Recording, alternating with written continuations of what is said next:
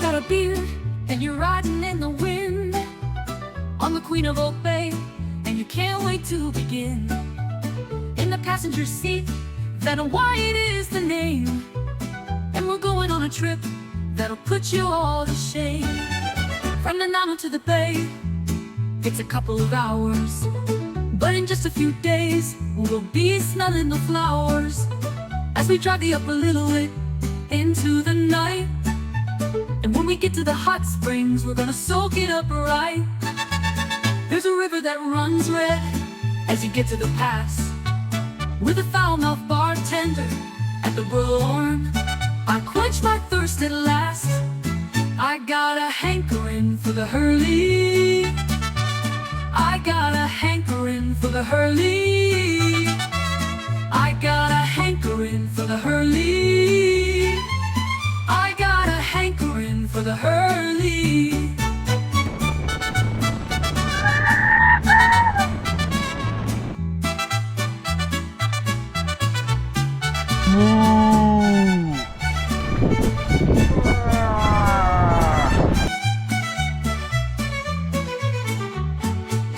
From the Nano to the Bay, it's a couple of hours, but in just a few days we'll be smelling the flowers as we drive the upper Yellowhead into the night. And when we get to the hot springs, we're gonna soak it up right. May 1979. As you get to the pass, with a foul-mouthed bartender at the Horn. Not too happy with life choices. Bit of a goat trail with big consequences. It's not that bad, but it's bad for my afraid of heightsness.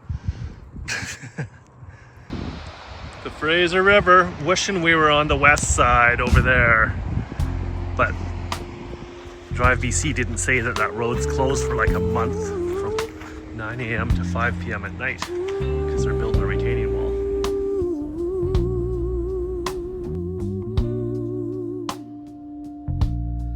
Drive BC, fill me with rage. So in the back road map book, we flip the page. A touch of color in the Caribou, driving to a warm springs in canoe. I've got rambunctious horses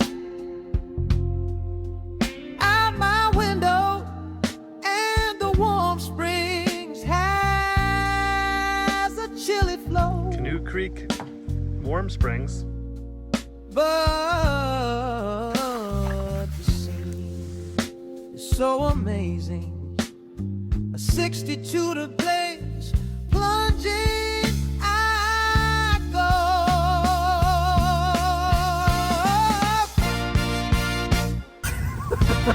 Now back it up. The sunset as we head towards camp, and awake, surrounded by bear tracks.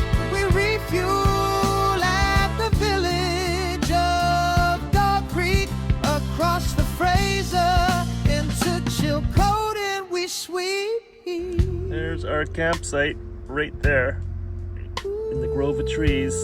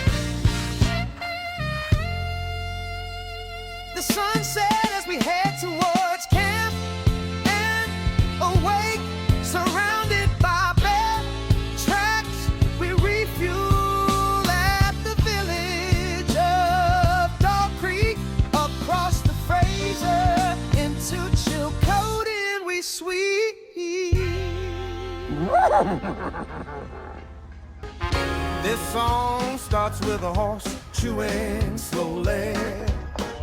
Not all the wild horses chew like this. Exploring through the Nemea Valley in a van called Vanna White on its side. It says it's designed for all outdoor players, but I don't have a video of that handy. So please take my word for it, Lordy, these horses are everywhere, but there's only one salmon. Maybe that's a sign that we should hightail it out of here to see the big Chilcotin River landslide of 2025. That dam to living. Been a beer in William Lake before skirting Wells Green Park to win. It says it's designed for all outdoor players, but I don't have a video of that handy. So please take my word for it, Lordy, these horses are everywhere, but there's only one salmon. Maybe that's a sign that we should hightail it out of here to see the big Chilcotin River landslide out of 2025 that damn the river. Then a beer in William Lake before skirting.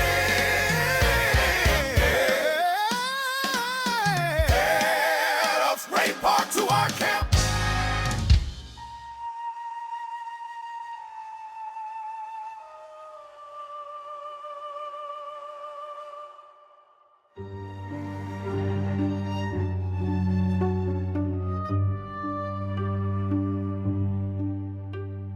Harrow Lake is dripping with mystique and intrigue. At least one too many shots for the typical viewer, but it's me who sets the pace.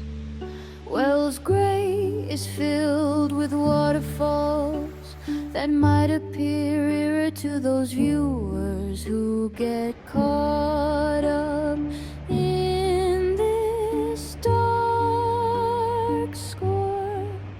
But far creepier than waterfalls are overly aggressive birds on the water, large rock bridge. A creepy night in Avola, we slink up Highway 5, a terrifying crossing into Alberta. Don't be overwhelmed by the creepiness of this part of the road trip. Things will surely lighten up.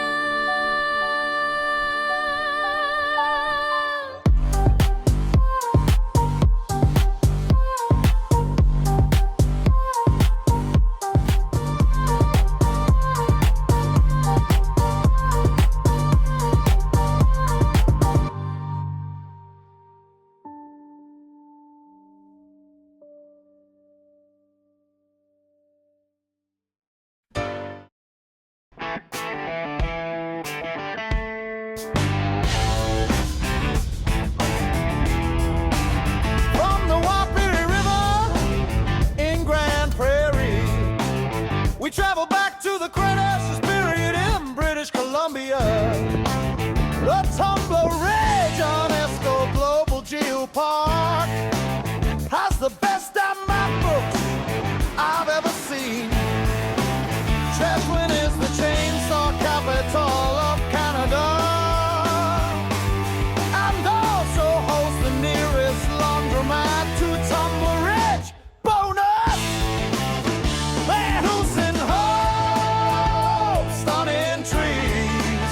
I say to horrific power lines along the now damn peace. River and side sea, walk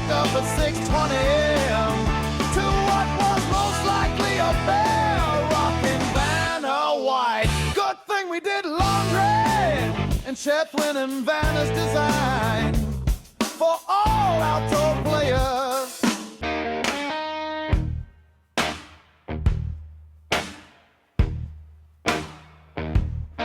I flew down to the kind of cheap, 'cause you gotta get up if you wanna get down. Perfect timing in the hills before the colors gone brown. In 42, 25,000 men labored to build this road. Completed in just over 8 months is how the story would unfold. Connecting contiguous U.S. to Alaska to Canada, it was free. Paid for by the Americans, yet supplied still shipped by sea.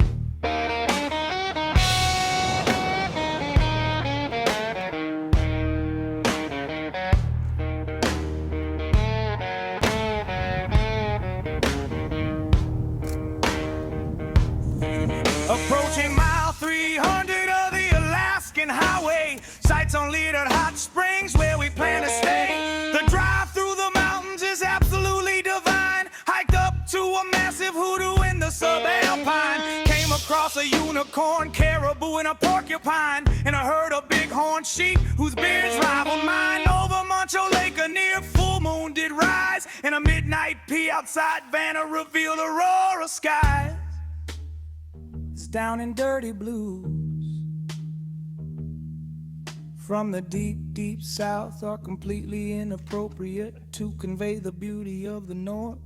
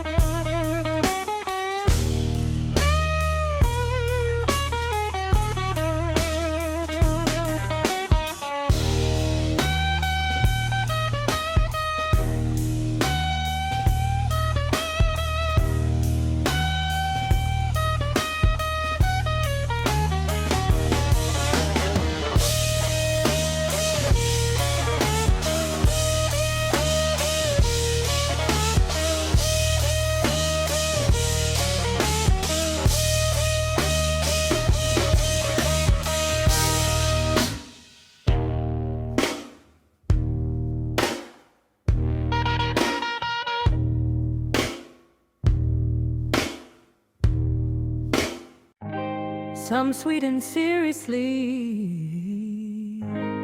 scientific, so lovely viewers. The sky is leaking nectar pleasant.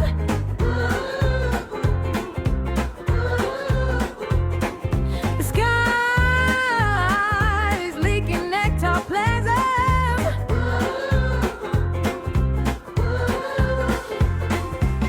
Brilliant collisions of solar wind particles exciting and discerning gases like oxygen and nitrogen.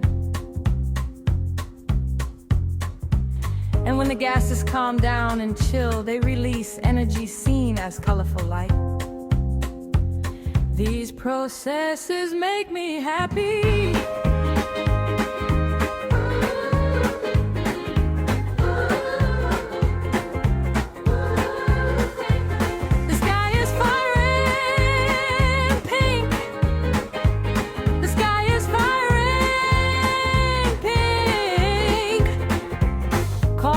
Process called Rayleigh scattering, where sunlight travels through more of the atmosphere at sunrise. This longer path causes shorter wavelengths of light like blue and violet to scatter away, leaving the longer wavelengths like red, orange, and pink to be more visible. These processes make me happy.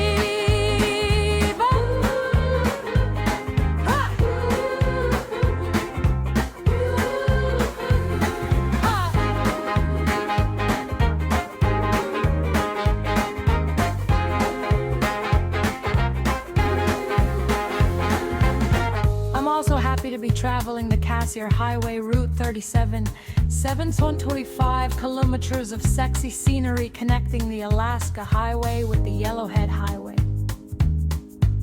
Completed in 1972, which was a fabulous year for me.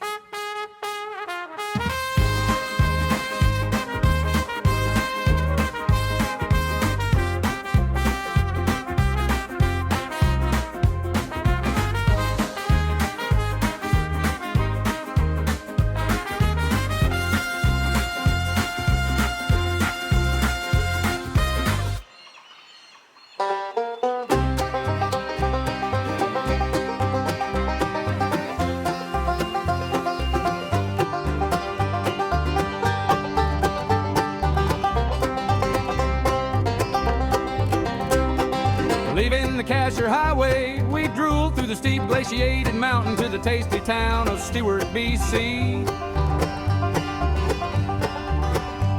A town I would reckon to be populated with gruff, one-eyed, gap-toothed, stubborn, foul-mouthed, home-tattooed hillbillies, but that's not the case. Mostly. Then sneezing into Hyder, the southernmost town of Alaska, with a population less than the number of teeth in an adult's mouth. This self-proclaimed ghost town doesn't even have a U.S. border crossing.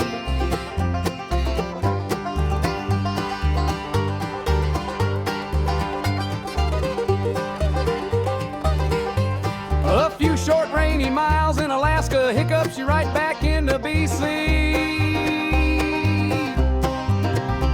To what might be an epic glacier if it weren't hidden behind fog. Surely receding much more slowly than a Hyder resident's gum line. A 6 a.m. pee at Vanna's campsite high above the Salmon Glacier gives us our first sweet taste. This giraffe-tongued monstrosity, the starry skies, an unexpected pinch of ectoplasm are seasoned perfectly to my palate's liking. This is said to be the most accessible large glacier in the world, proudly and slowly belching itself from the jaws of these majestic mountains in a crushing effort to join its iceberg brethren and be digested back into the sea.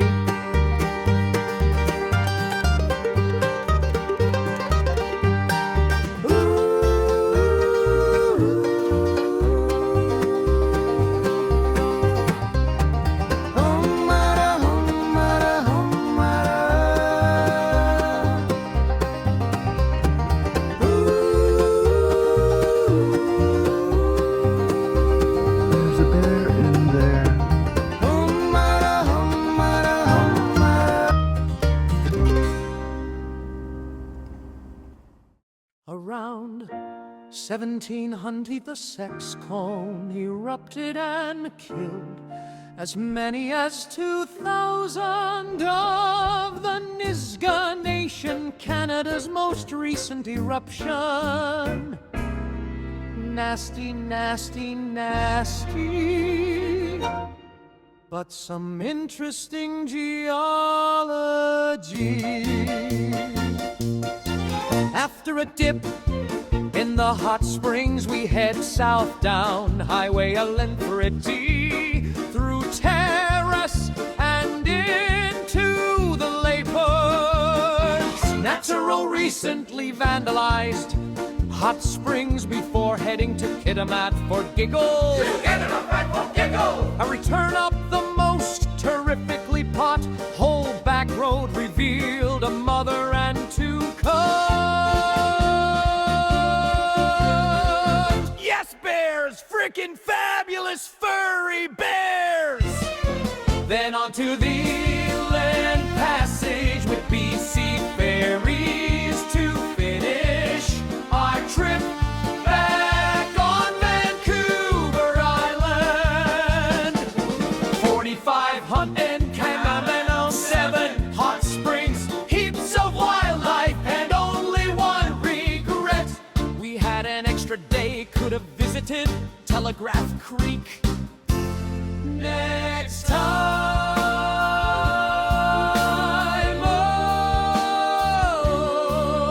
oh yeah, next time, in a van designed for all.